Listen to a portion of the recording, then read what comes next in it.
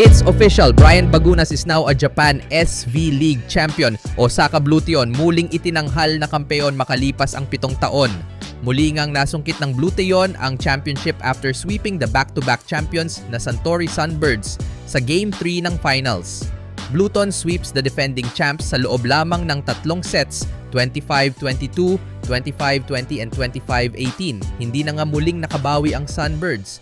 Maging ang 18-point output ni Muserski ay hindi naging sapat upang maisalba ang team. Samantala, pinangunahan naman ng team captain na si Yuji Nishida at import na si Miguel Lopez ang Blution with a combined 34 points.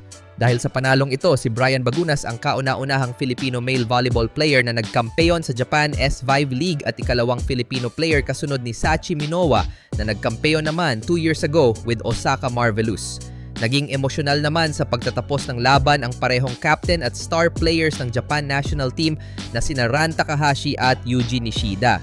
As for Takahashi, huling laro na niya ito with Sunbirds after 2 years dahil lilipad na ito patungong Poland upang maglaro sa Plus Liga. Samantala, itinanghal na most valuable player this season si Yuji Nishida where his leadership and showmanship carried the team especially sa Game 2 ng series hanggang sa dominante nilang panalo sa Game 3. Samantala, nagtala ng kabuang 33 points mula 25 attacks, 5 blocks at 3 service aces ang ating pambatong si Brian for the whole season.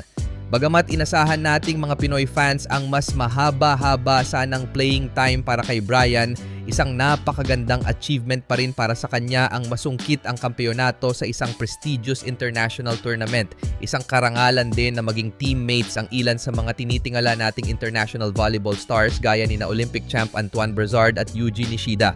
Bagunas joined Blution last year before suiting up for Alas Pilipinas for the 2025 FIVB Men's World Championship kung saan host ang Manila.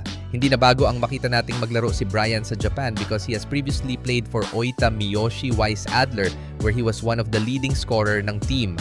Hindi lang ito ang unang beses nagkampeon si Brian sa isang international tournament. Matatandaang nasungkit din niya ang championship noon sa Top Volleyball League sa Taiwan with win streak where he was hailed the most valuable player of the season. Sa ngayon, wala pang balita sa kampo ni Brian kung mananatili ito with Osaka Blution for the next season.